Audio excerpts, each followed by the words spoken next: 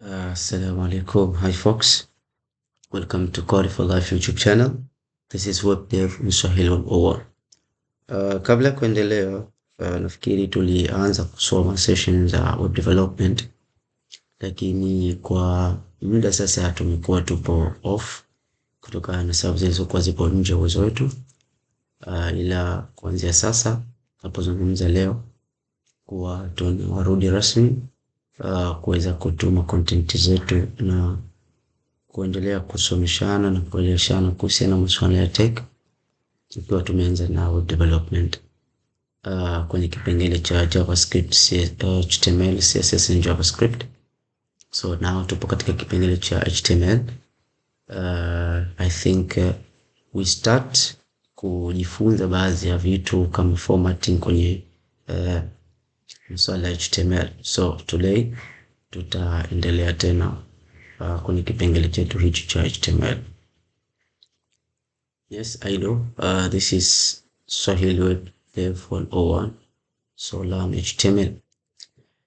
Apart from that, tulianza kuona syntax au structure HTML, tukaeleza HTML ndo nini.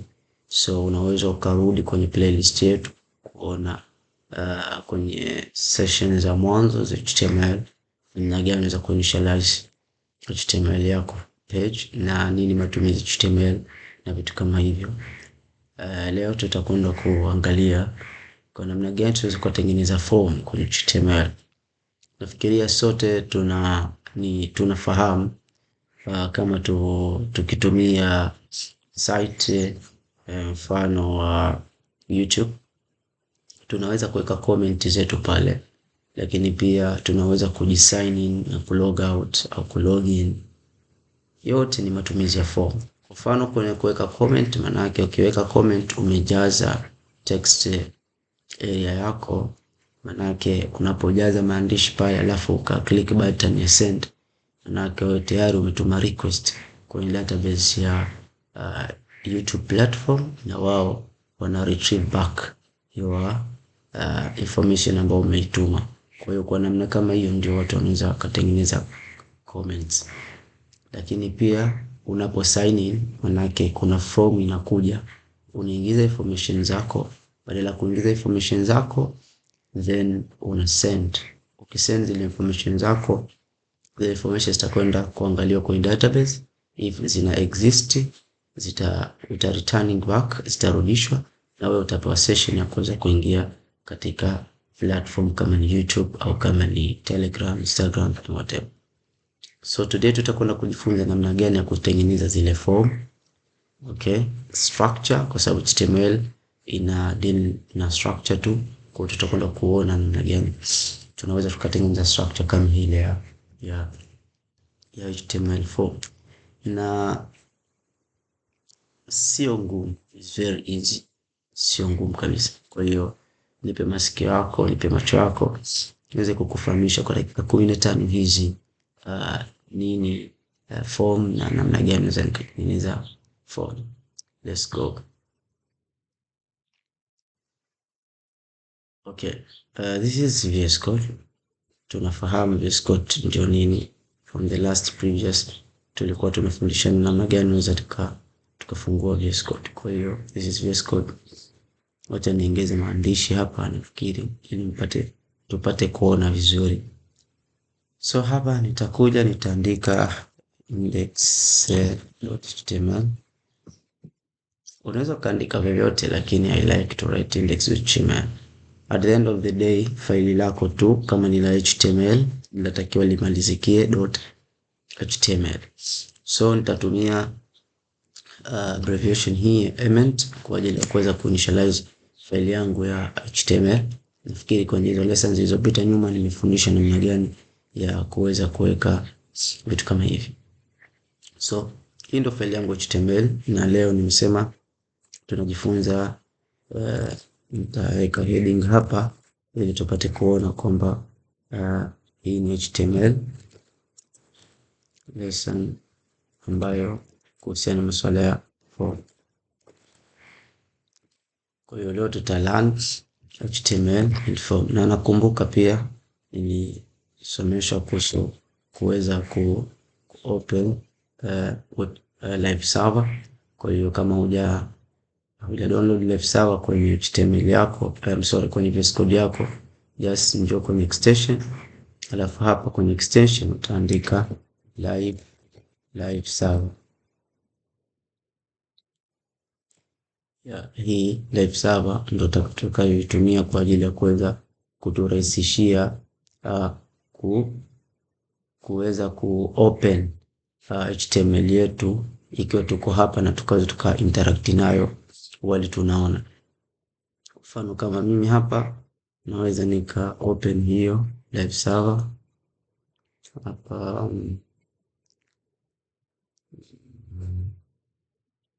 Okay, open live server. Hiyo page yangu itafungua kwenye live server. So naweza nikaonyesha kwamba page yangu tayari imekwisha kufungua kwenye live server. Hii ndio page yangu inaonyesha hapa kwamba HTML4. Fikiri sote tutakuwa tunafahamu hicho kitu. Nafikiri tunaweza tukaiona HTML yetu imefunguka hapa. Yeah, I think okay. I think it is clearly kwamba HTML yangu ina render as expected. So kwa hiyo hapa ndio pana live server. So I think I can delete this. Nafikiri hapa tutakuwa tunaona vizuri.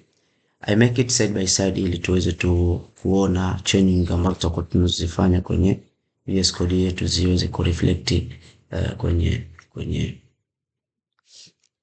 page yetu ambayo tumeiweka.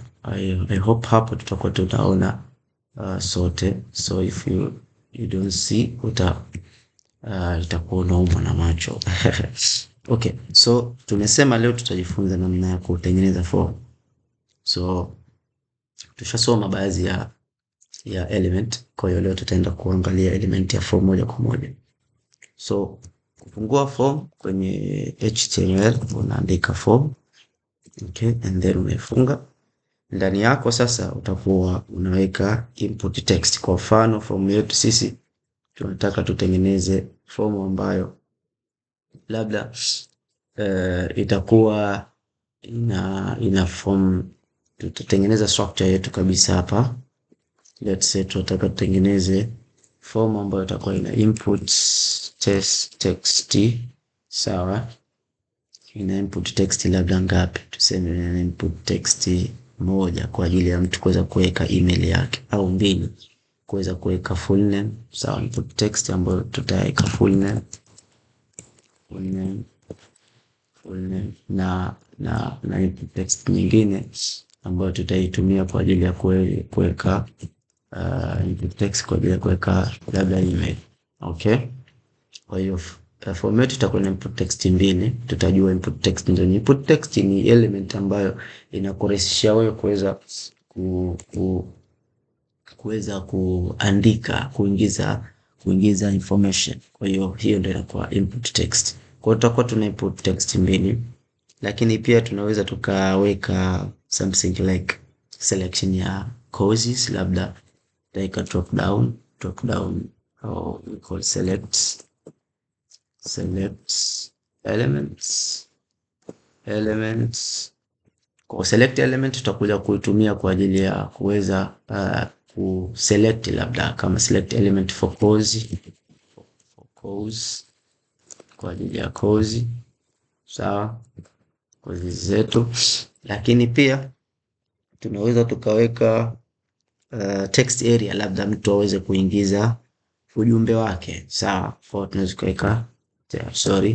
kuweka text area hii kwa ajili ya kuingiza ujumbe. Sawa, nafikiri na chengine labda tutakuwa tuna button. Sawa, button kwa ajili ya kusubmit form yetu. Sawa, kwa tutakuwa tuna element almost ngapi? 1, 2, 3, 4, 5. So tutakuwa tuna almost 5 element ambazo tutakwenda kuzi implement leo. Tutajifunza namna gani hivi vitu vinafanya kazi, na hapa tutajifunza a lot. Kwa hiyo namna ya kutengeneza form lakini kwa kutumia HTML tu. Kwa hiyo kuna ukisha kuwa na skills hii, maana yake baadaye unaweza kutengeneza form yako ukachanganya na CSS pamoja na JavaScript. Lakini leo itakuwa only kwa kutumia HTML. So I hope tutakuwa tuko pamoja. Okay, so kwanza tulishaweka themes zetu. Ya kwanza nataka tutengeneze input text ambayo ni full name. Sawa? Kwa hiyo kutengeneza input text unaweza ukaweka tu input then ukaipa type. Sawa? Type utakayoipa hapa nafikiri zimewekwa. Yaani tushazungumza kwamba kila element inakuwa ina attribute. Kwa hiyo attribute input ni ile box ya kuweza kuongeza maandishi. Unaweza ukaipa kwamba bwana, mimi nataka kwenye input box hii niweze kuingiza text. Sawa, kwa sababu tumepanga kwamba input yetu ya kwanza kwa ajili ya name. Kwa hiyo naweza nikaweka text and then nikaipa id, kwa sababu if I want yani naweza nikaiwekea label which is itakuwa ndio rahisi kuweza kujua kwamba input text kwa ajili ya kitu gani, au naweza nikaiwekea placeholder kama ni attribute nyingine. Kwa hiyo nitasema input type text and then nitasema let's say id name. Sawa, yeah, and then labda naweza nikaifunga then nikasema kwamba kwa sababu tushazungumza kwenye HTML kuna inline element au tunasema kuna block na inline. Kwa kuna elements nyingine also, kuna block na inline, lakini pia kuna element ambazo zina close tag na kuna element ambazo hazina close tag. Miongoni mwa element ambazo tu close tag yake ni input. Once tumeiandika tag yake na kuwa inajitosheleza kuweza kukupa maana ya kile kitu ambacho unataka kukiweka. Lakini best practice, mfano kama unatengeneza form yako lazima iwe na label. Label itakuwezesha wewe kuweza kuitambulisha hii input ni kwa ajili gani, na pia inasaidia katika masuala ya SEO, I mean search engine optimization. Lakini I hope hapa niki save and then nikiangalia katika nini yangu, katika browser yangu nitakuta tayari nimeshawekewa input text. Lakini input text hii sasa, kama namtengenezea user, hatojua kwenye input text hii afanye nini. Kwa naweza nikamwekea label au nikamwekea placeholder. Placeholder nikasema labda enter your full name, something like that. Kwa hiyo hapa akija user nao atakuwa anaelewa kwamba kumbe kwenye input text au input box hii niandike jina langu. Sawa? Lakini kwa best practice unaweza ukaweka label. Label itamsaidia user kuweza kuona kwamba input text hii ni kwa ajili ya kuingiza full name, lakini pia browser kuweza kuunderstanding ile construction ya form yako. Kwa hiyo nafikiri niweke label kwa sababu kuwekea label ndio best practice. Kwa unaweza nikasema label, na hii label inakuwa una attach label yako pamoja na nini, na input box yako. Kwa input box yetu tumeiwekea id kwa ni name, na label yetu tutaiwekea for. Sawa, hii for itakuwa ni kuweza kumatch na ile id ya nini, ya input yako. Kwa hiyo nitaandika hapa id kama ni name. Kwa kuandika huu mstari maana yake ni shaybind input box yangu pamoja na labeling yake. Kwa kwenye labeling hapa nitaandika full name. Let's write full name. Okay. Kwa nikisave utakuta kwamba okay, tutakuwa na input box yangu ambayo ni kwa ajili ya kuweza kuingiza full name. Okay. Nafikiri tutakuwa tuko pamoja kwenye hili. So next ni kwa ajili ya kuweza kuandika email. Kwa hiyo hapa ninamwekea input box kwa ajili ya kuandika email. Nitaanza na label kwa sababu nishajua format yangu ni kuandika label. Nitasema for what. Najua kwamba nikija nikaandika input box yangu nitaekea labda name yake au ID yake as email. So email. So hapa nitasema email and then nitaandika input yangu, then kwenye text nitasema type nitasema email lakini kwenye name also nitasema email, lakini ID also naweza nikasema email. Okay, email. The same here, I need to specify name as name if I want, but if I don't, sio lazima, lakini the best practice ni kuweza kuinitialize name ambayo either name or ID will be used for binding this label. Kwa hiyo hapa nikisave itatokezea input box ya pili ambayo ni kwa ajili ya kuandika email. So I have hii input box ya pili, lakini kama nilivyokuambia ni kwa kwenye HTML kuna element sign mbele. Kuna element ambazo zinajulikana kama ni inline element. Inline element ni element ambazo zinachukua only space ya content yake, na block element ni element ambazo zinachukua the full width ya page yako. Lakini sasa if this is inline, ndio maana badala ya mwisho content yangu imeishia hapa, ndio maana hii ya pili ikaekwa hapa. Sasa if I want hii email ije chini, manake natakiwa ni brick line. Kwa hiyo naweza nika brick line baina ya input hii na input hii. Kwa hiyo hapa kati na kati naweza nikaeka comment kwamba nime brick line. Kwa brick line taandika BR. Okay, kwa nikiandika BR manake nitakuwa nime brick line, ndio maana unaona hii imekuja chini. So I think hapa zimekuwa pacha, kwa hiyo haijakaa vizuri. So naweza nikaandika BR kama nime break line 2 times, kwa hiyo umeona imeshuka. Kwa inawezekana nikaandika katika mfumo kama huu. Na kingine ambacho sijakiingiza kwenye input type yangu ni placeholder. Kwa naweza nikaandika placeholder, then nikasema enter your email, then nikasave.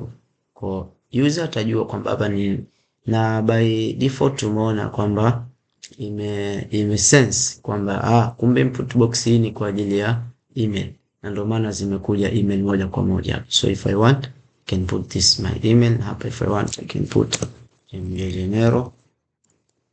Kwa hiyo kakaa kama hivyo, na hii ndio form yangu. So kwa kuendelea, tukasema tuweke element nyingine ambayo ni select.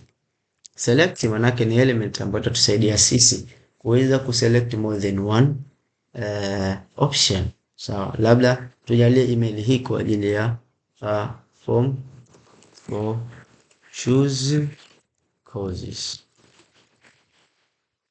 Okay, kwa hiyo form hii kwa ajili ya choose course. Kwa hiyo so kwenye select hapa naweza nika specify kwamba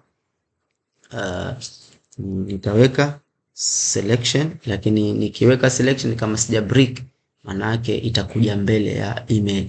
Kwa hiyo na brick kabisa. Okay, nita brick. BR inatumika kwa ajili ya ku brick, and then down hapa nitasema select. Kwa hiyo nikisema hivi select, sema hivi select, maana yake nimeshatengeneza element ambayo ni kwa ajili ya kuweza kuselect different option. Kwa hiyo select yangu also natakiwa niweke label the same. Kwa hiyo nitasema label, then for what, for inatumika kuweza kuspecify a name. Inaweza kutumika kuspecify name of your selection. Kwa unaweza ukaita unavyotaka. Kwa mfano selection hii ni kwa ajili ya course, so ID niseme, naweza nikasema course, na also name naweza nikasema course. Kwa hiyo hii itanisaidia kuweza kubind my label yangu, na hapa naweza nikafunga, then kwenye label hapa nikasema labda select the course au select courses. So I'll select the course could be one option. sawa. And then within select hapa ndo nikaweka hizo options hapa. Hapa nitaweka options. Kwa options takuja hapa. Kwa mimi nikisema option, kwa hiyo option, then kila option itakuwa inachukua value fulani, sawa.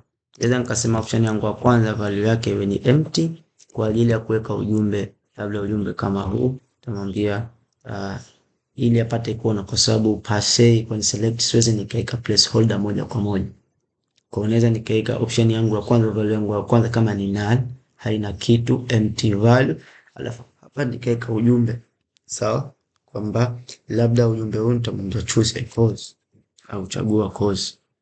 We use English mostly, na ndio maana unakuta hata hizo text za ndani naandika kwa Kiingereza, lakini if I want to go in Swahili, manake hapa ningeandika ingiza jina, ingiza email, na hapa ningemwambia chagua course. So na hapa ningeandika kwamba jina kamili, barua pepe, something like that. I hope you get a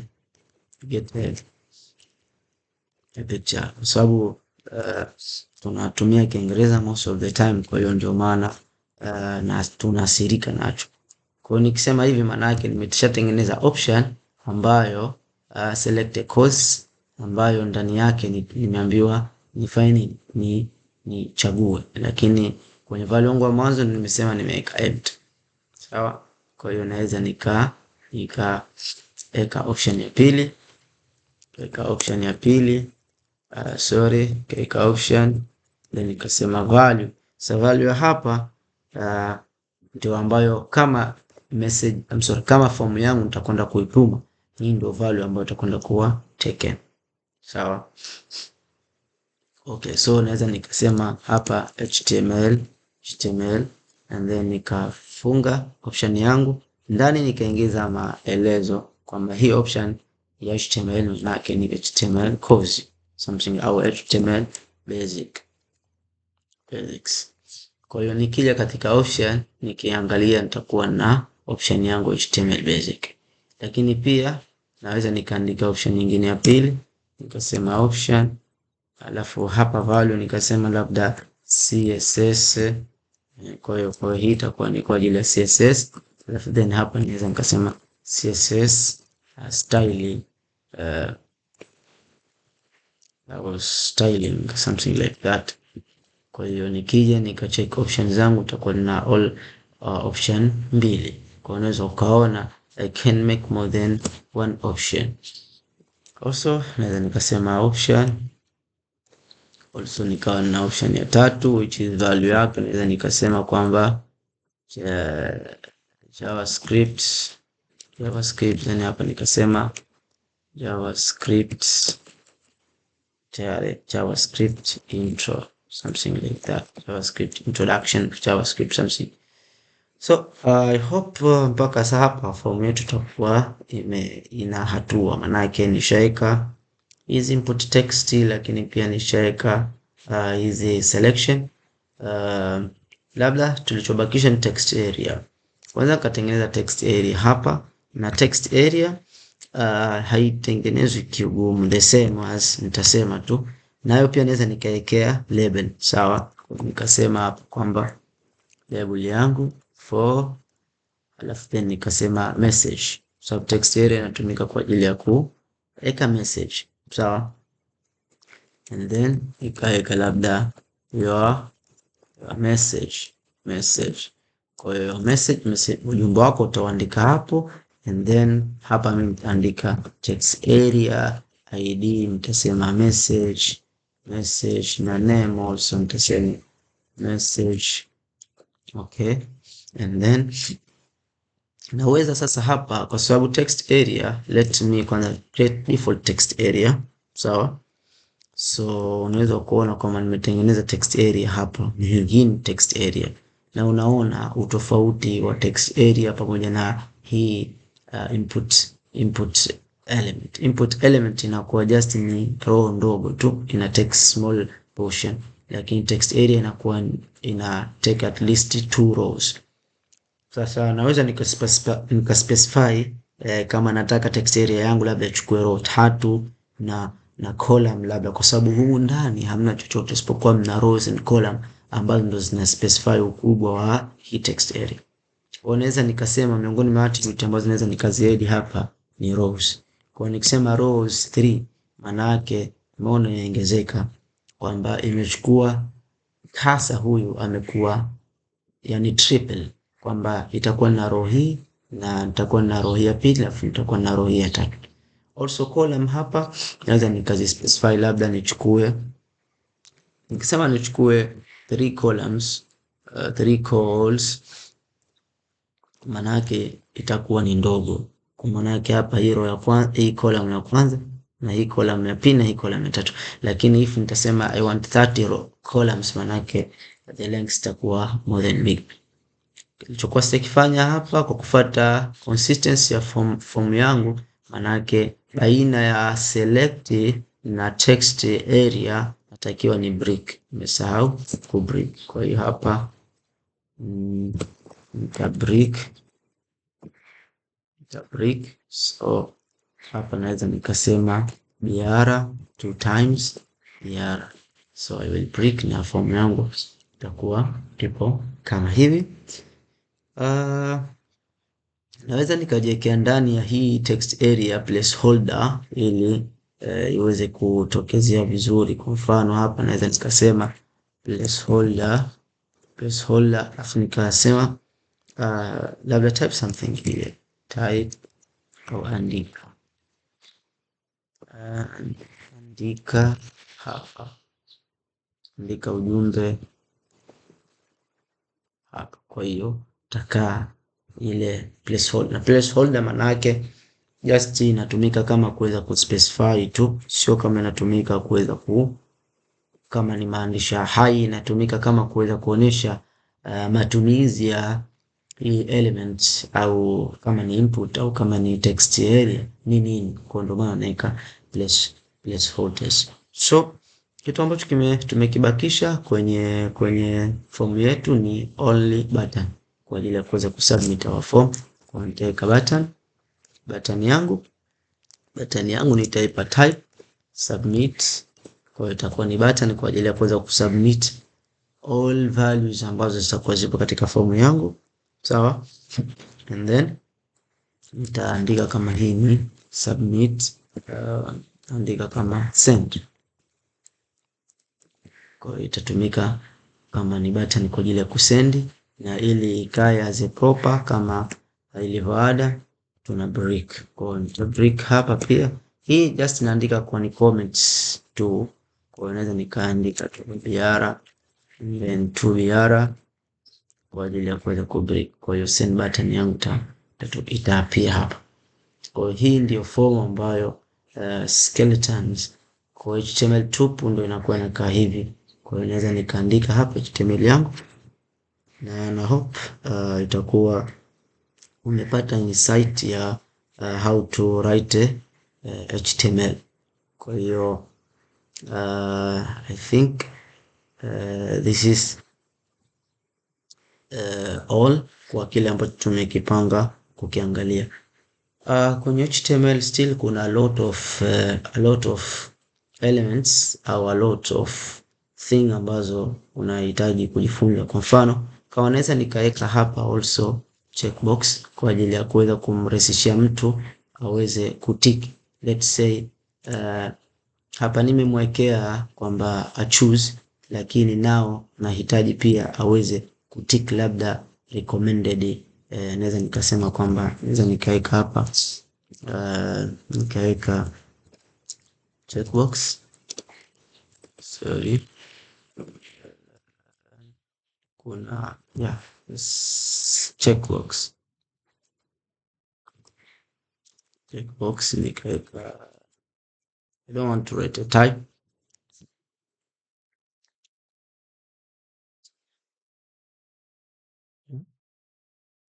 I'm sorry, I need to checkbox.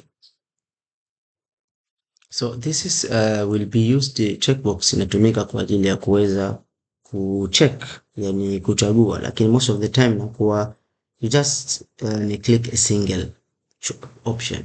Na hii checkbox mfano unaweza kukuta kwenye form labda umeambiwa uklik labda gender. Sawa.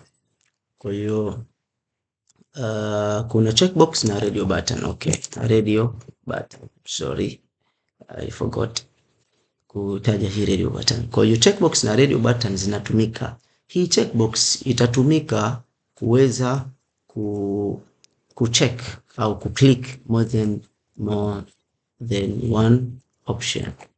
Ikiwa ninataka labda ni click more than one option, let's say something like hobby. Sawa, labda nataka ni introduce hobby.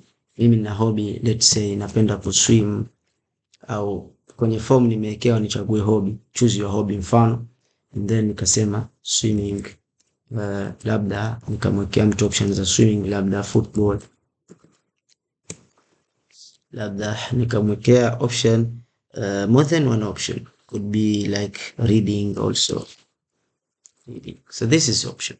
Na radio button inawezekana ikatumika kwenye masuala ya gender kama nilivyosema. Kwa unaweza nikasema kwamba ku specify gender, labda gender most of the time ni male and female. Also how rate female kizungu kigumu. Okay, so female. Okay, nafikiri sasa concept ni kuweza kuexpand our form yetu, kwa sababu form yetu ilikuwa ina just zile option ambazo tumezizungumza mwanzo, lakini tumetaka kuexpand ili kuona kwamba kuna a lot of element ambazo unaweza kuzitumia. Kuna hii checkbox, lakini kuna na hii radio button. So taanza kuweka let's say checkbox. I will delete this kwa ajili ya kuweza kuweka code kwa neat au tag kwa neat checkbox. Kwa checkbox hapa nitasema, kwa sababu checkbox nimesema kwamba nikiwa nahitaji kuchagua more than one thing, kwa naweza nikasema let's say choose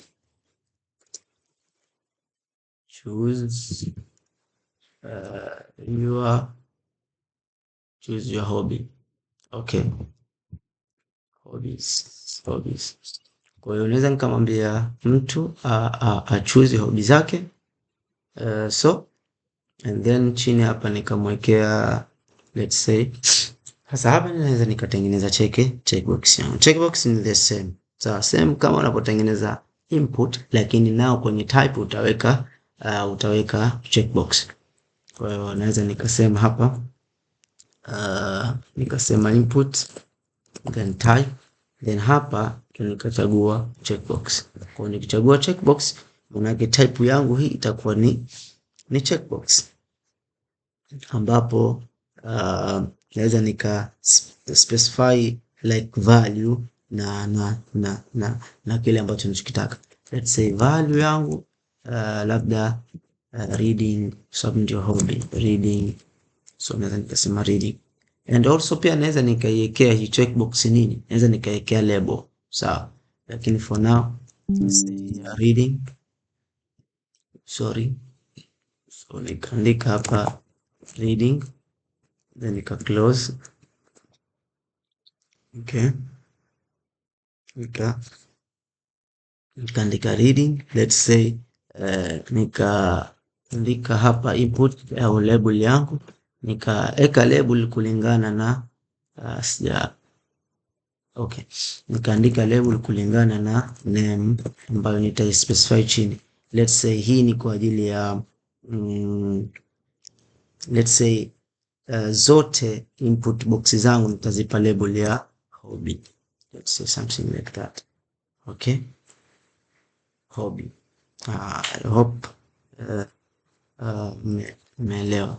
So hapa label ya mwanzo nitaandika reading. Okay, so this will help me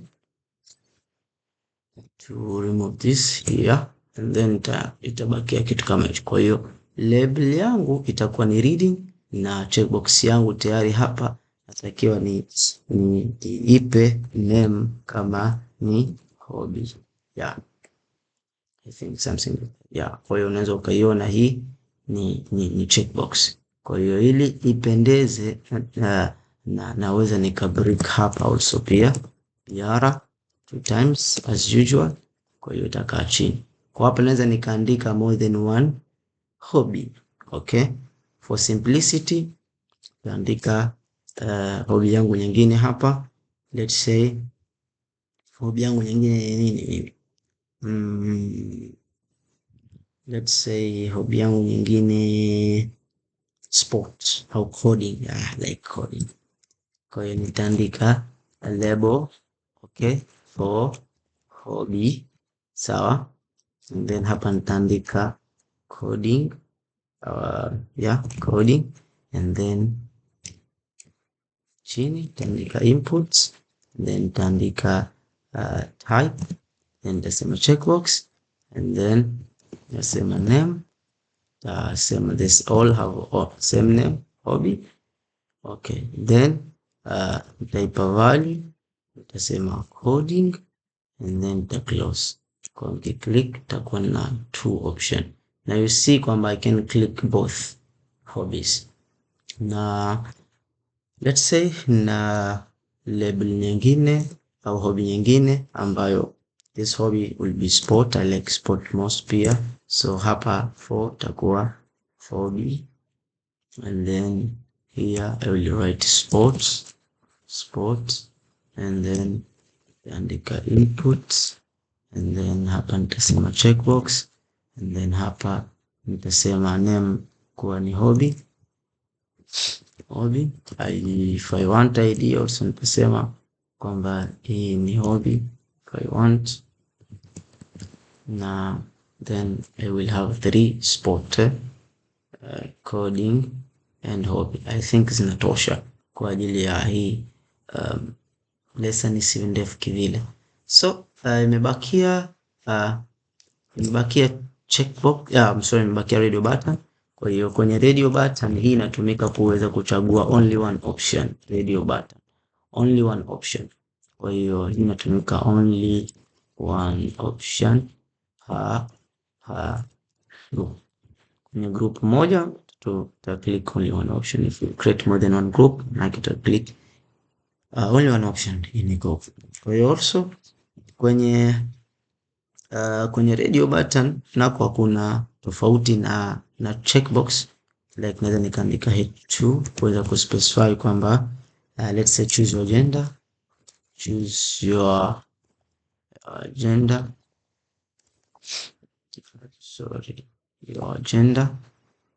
So and then nikaandika chini, nikatengeneza label the same, sawa. Nikatengeneza label, nikasema label yangu itakuwa subgender, almost nitachagua gender 2 tu, male and female and other. Okay, kwa hiyo itakuwa na input type, sorry label for what. Kwa label nikasema for the goodness ya nini ya best practice kuandika hii radio button, naweza nikai-wrap. Unajua concept ya wrapping, maana yake kile kitu unakuwa unakiingiza inside, sawa. Kwa hiyo nita wrap hii input yangu ya radio within label. Kwa maana yake tushajua concept ya HTML. Nikisema label alafu ndani yangu nikiingiza value, maana yake nime-wrap, na hii inakuwa label ni parent, na hii iliyokuwa ndani inakuwa ni child wa label. Kwa hiyo itajulikana kama hii ni label kwa ajili ya kuweza kuweka radio. Kwa hiyo nitasema type kwa ni radio, name nitasema kwa ni gender, sawa. And then value nitasema labda kuwa male. Hii ya kwanza ni male, sorry. And then hapa ndo nitaspecify kwamba hii ni male. Okay, kwa kuandika hivyo utapata checkbox, radio button yangu male. Ili iweze kuonekana vizuri, I need to break hapa down. I think now I have this one the same. So nitaandika label I don't want to specify for course nimeirap, so nitaandika input, then type also itakuwa radio, and then name should be the same, so gender, and value should be female, and then the name will be also female. So I will have two. So I will have two radio. Now unaona, okay, choose one option as option ako disable. Okay. Now the last one, label, it's not 4. I'll choose 4 here. Now wrap, then sema input, input, then radio. Also name tusema gender. If I want, I didn't specify also kwa gender, and then within tusema others. I forgot the value, tusema other. So I will have these 3 input checkbox, radio button. I'm sorry, radio button. I have 3 hobbies. I mean checklist or checkbox. I have these 3 courses. I can write my image mjgenero at gmail.com. Also, I will write my name mjgenero, and then we from basic concept. So I think the you get a picture what is a form, and we write a lot. I think for today we will be okay in various elements za form. Kuna history kwa tumejifunza a lot kuhusiana na form, na if I send, nikibonyeza hapa send, maana yake form yangu itakuwa imetumwa. If I go to inspect, naweza nikaona value ambazo zimetumwa na ile form. But to the other session, I will show you how you can catch this value. Takuonyesha namna gani unaweza kuzipata hizo value zako za form yako mpaka zitakapoweza kutumwa kwenye database yako. So hizo zitakuwa ni sessions za mbele. I think for the basic itakuwa umeunderstand. So thank you for your time. Anything you will write in your comment section. Don't forget to subscribe, to comment and to share kwa watu wengine ili kuweza kujifunza content kama hizi. So this is Juma Mohamed Juma. Till next time. Thank you.